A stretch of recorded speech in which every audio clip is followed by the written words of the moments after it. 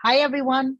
It's Mary, your 90 Day in 900 Seconds Kiki and Kibitz host, and I'm here with my season 5, episode 11 recap, and it's titled Back to Square One, but I would title it Just Forget It.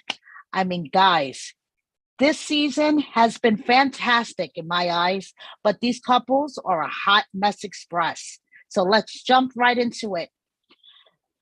So we start with the most unfortunate morning after scene, I would say, in 90 Day history, next to Big Ed sex scenes. Because as all of us 90 Day fans unfortunately remember, Big Ed sex scenes are pretty damn cringeworthy. But I think this morning after scene was pretty damn cringeworthy for itself. So Kim wakes up the next morning and she's like, hey, boyfriend. And Soldier Boy's like, what? And Kim's like, guess what? We had sex last night. And she is like a giggly schoolgirl. She is looking and acting like a fucking 17-year-old that just lost her virginity. I swear. She's giggling. She's blushing. She's like, he. And thank you, Usman. I will never be able to look at vegetables the same. I mean, it's a cassava, it's a yam, it wasn't a carrot. I mean, come on, Usman. I can't go to the vegetable market and look at vegetables the same at Usman, please stop comparing your member to vegetables. Okay. Thank you. So he says, action speaks louder than words, Kimberly. So you better run out and get him that new iPhone 13 immediately because action speaks louder than words.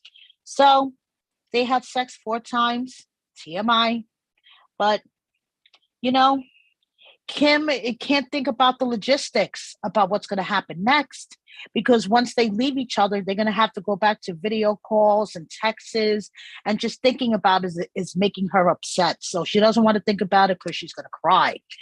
But, Usman is like, I have something to tell my Kimberly. I know she loves me very much, but American women have a tendency to react to everything. So I'm hoping that Kimberly takes this news, you know, that Kimberly doesn't overreact, which we find out later what the news is. But I call this the Angela Deem syndrome because unfortunately, due to Angela Deem being on our screens, foreigners think that all American women are loud, obnoxious, and trashy like her. So I would like to say that no, we are not all like Angela Dean.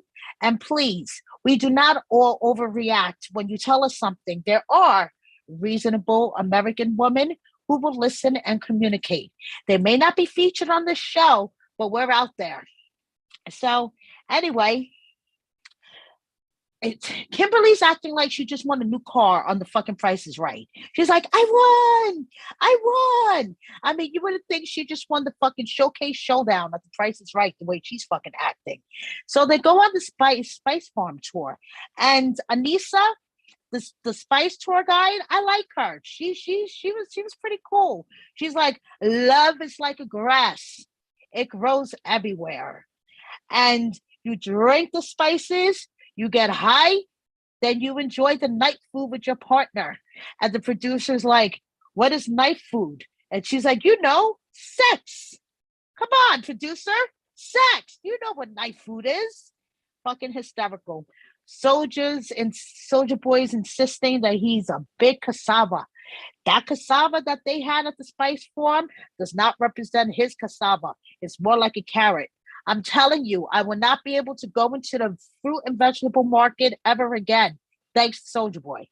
So they are self-crowned the king and queen of the spice market. They look like the fucking prom king and queen. I mean, that shit was hysterical. So finally, Soldier comes clean that Zara is a song based on a prior relationship. It's based on a real woman, and that he was talking to Zara during, a lull in their relationship. But even before he got the news out, Kimberly was already like freaking out. She's like, oh my gosh, what are you going to tell me? So I guess she was, giving in a little bit to the Angela Dean syndrome.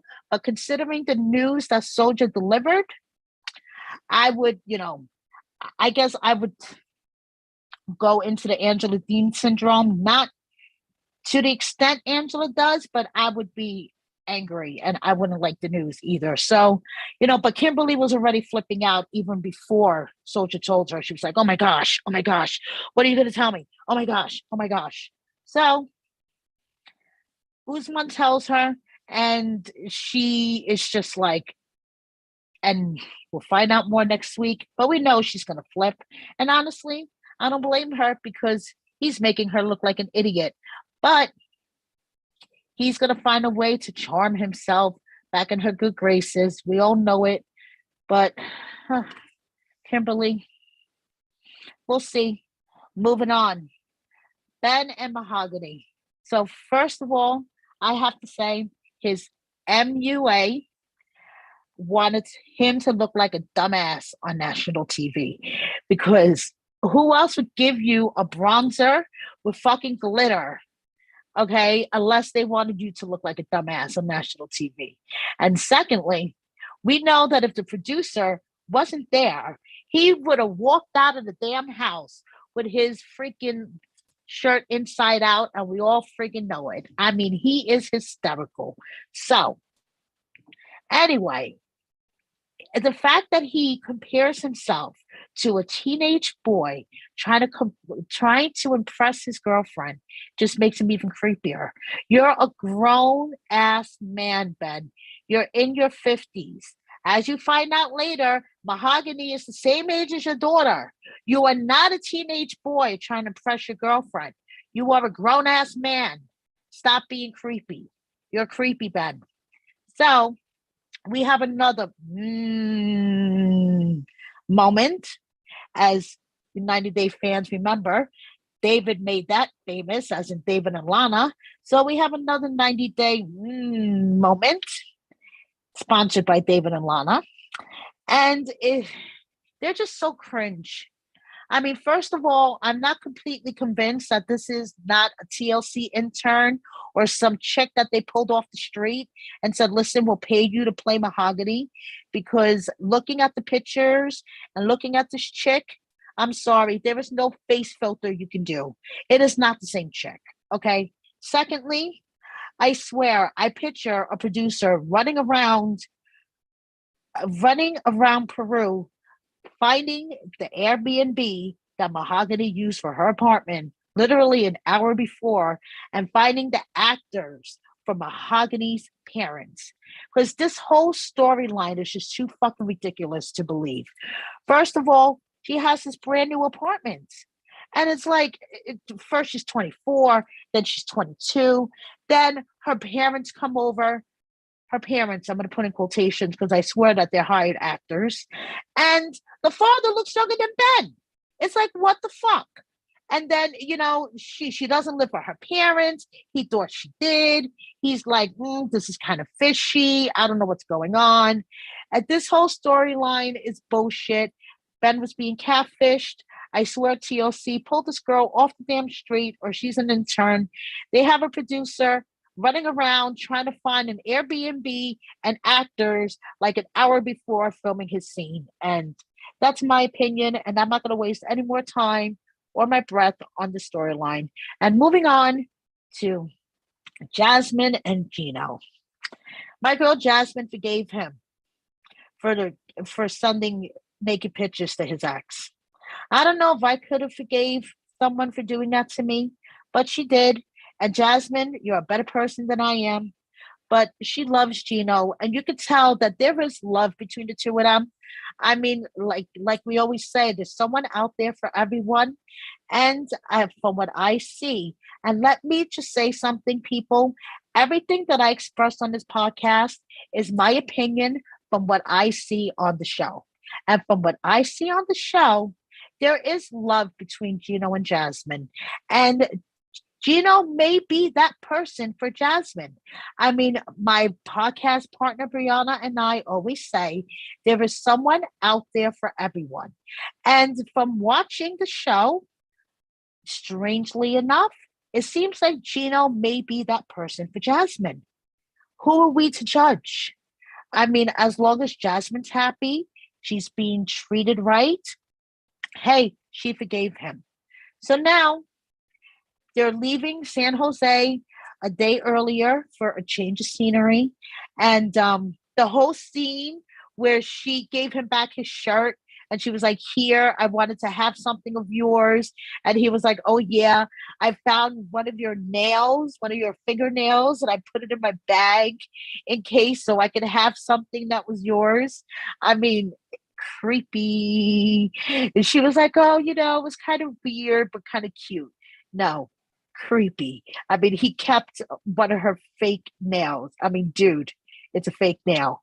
Anyway, so if they leave, they go to her hometown where he's going to meet her mom and her sister. And and at first he was just kind of like nonchalant about it.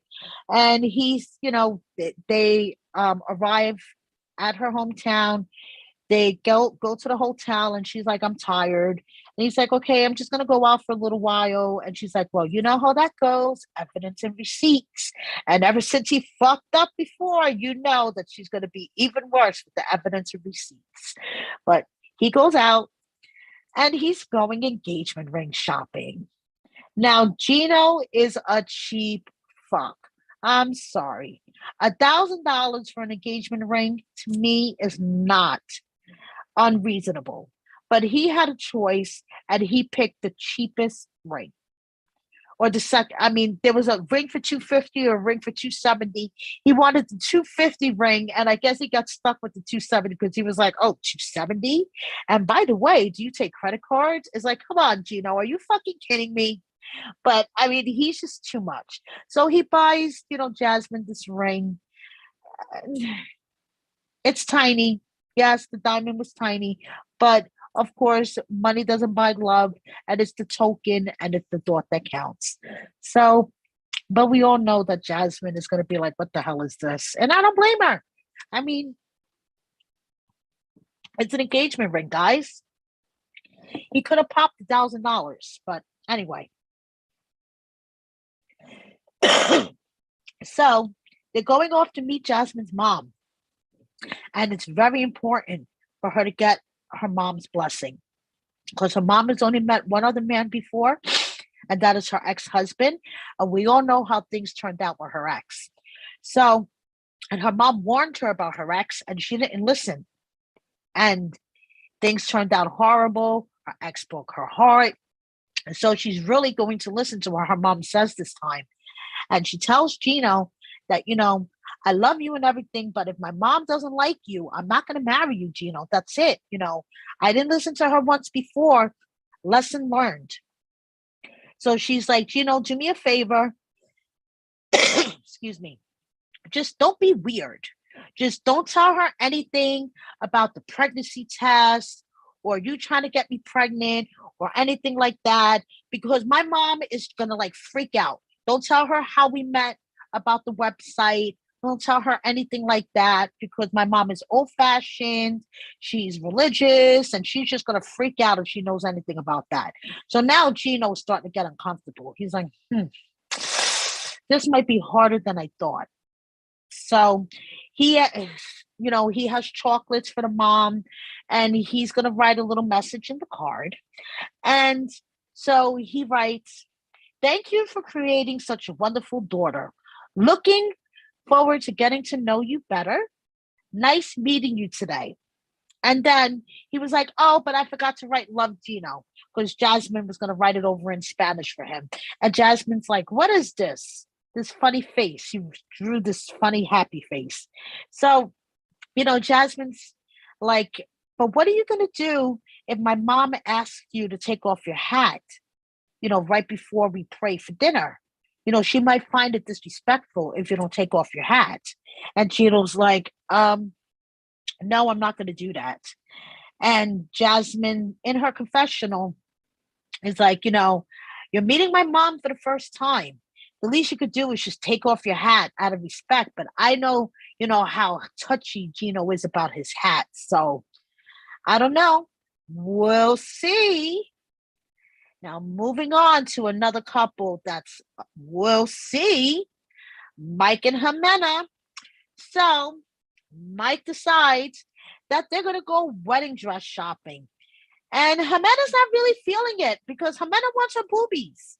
That's it. She's like, why are we going shopping? First of all, the groom can't see the dress. So Mike is sitting on the other side of the store while she's trying on wedding dresses. Never got to see anything that she was wearing.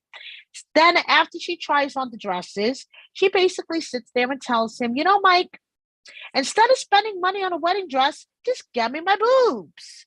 And Mike's like, but I like your boobs the way they are. And she's like, but I'm not doing it for you, Mike. I want to be a model. Which first of all, we all know she's not 24. She's more like 34. And secondly, she's not doing it to be a model, people. Okay, let's call a spade a spade. She's not doing it to be a model. So, they're basically having a translator argument about boobies and him paying for the boobies. And she's like, Mike, no wedding dress until you buy me new boobies to put in the dress. And Mike is just like, ugh. So we cut to the next scene, and they're in bed with the kids, and they're getting ready to go to bed. And Mike is like, "Okay, are the kids gonna go to the other room so I can have some alone time with you?"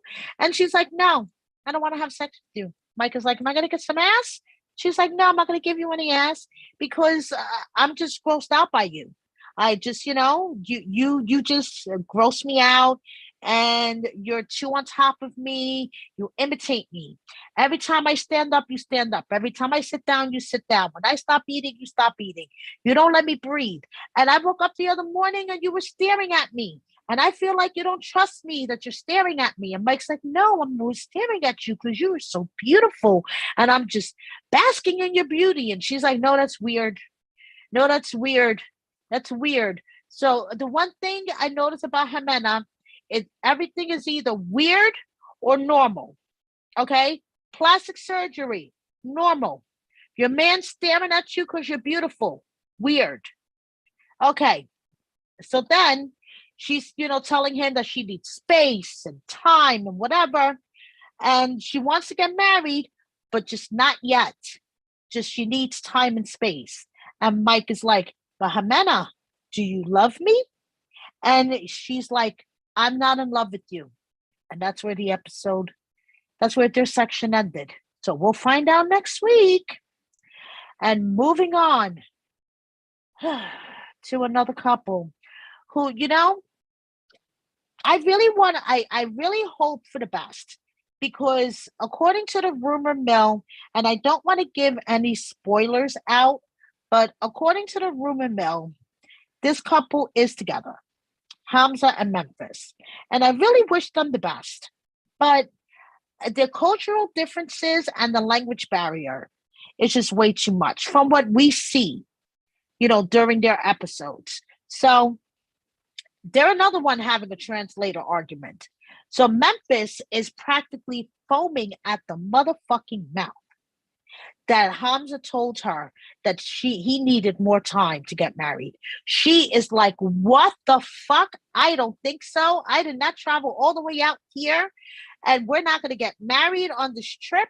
If I don't marry you, there's no relationship. And she is like, girl was practically foaming at the mouth. And Hamza is just like, I'm afraid of you. And at that moment, shit, I was afraid of her. She was foaming at the fucking mouth. But it turns out that he's afraid of her track record with relationships, and he doesn't want to get divorced because he is a child of divorce. And Hamza sees what divorce does to children and does to a household. His mother is divorced. So, he doesn't want to go through the same thing. And if they have any children, he doesn't want his children, to be put through the same thing. So, Hamza's afraid.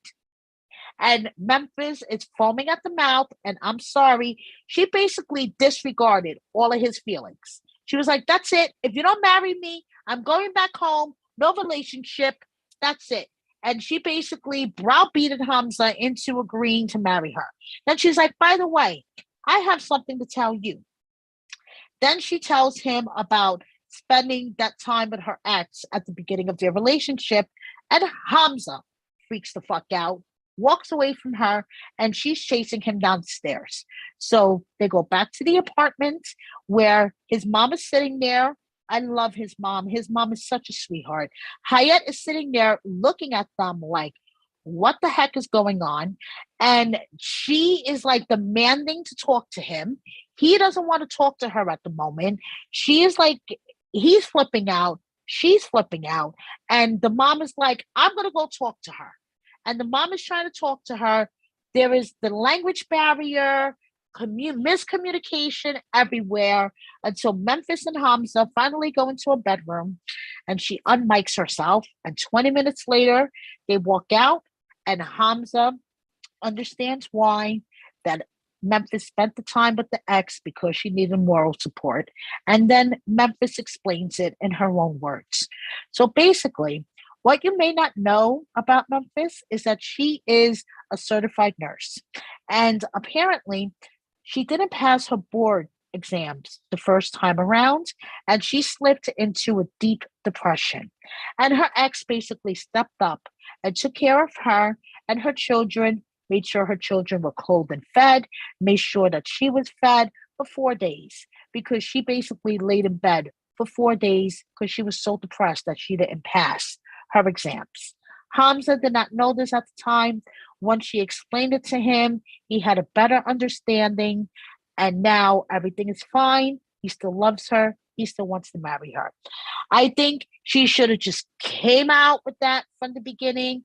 Everybody would have had a better understanding why she needed the support from her ex.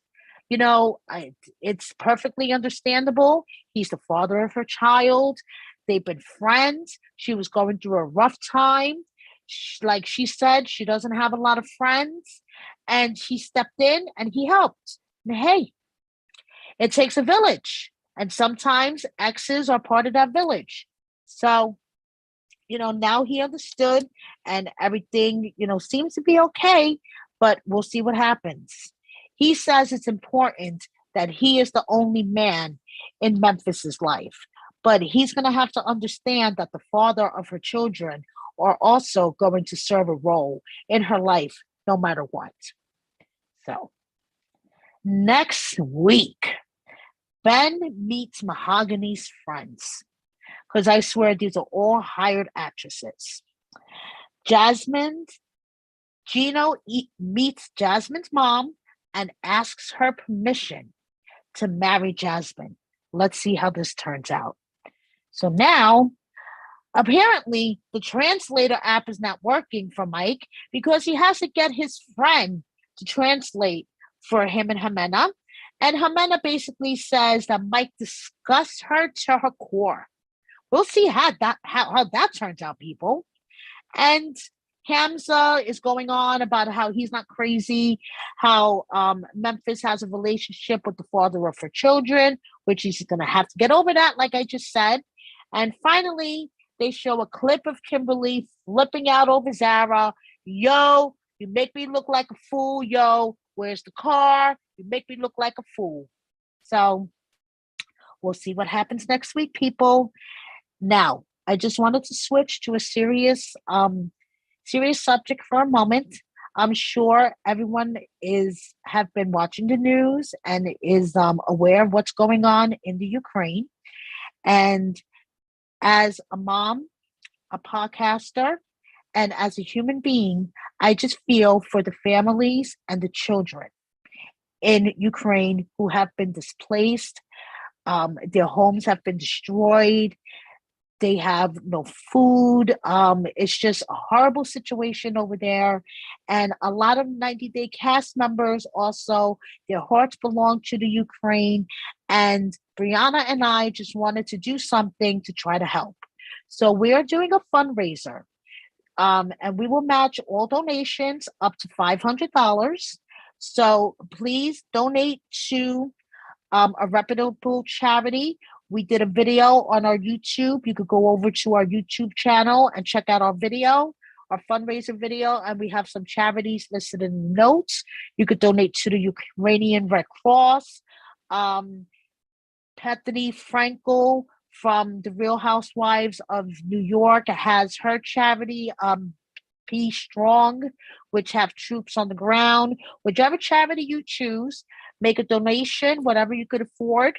Either tag us, take a screenshot and post it on your social media, and tag us on Kiki and Kibitz on Instagram. That's KIKI and KIBBITZ on Instagram. And on Twitter, it's Kiki Kibitz without the and.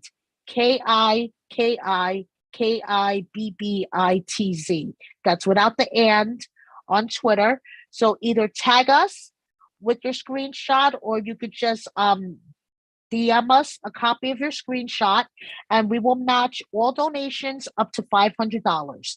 So, guys, let's try to do something positive for a change and help out. And that's it. See you next week. Thank you so much. Hope you enjoyed my recap. Have a good night.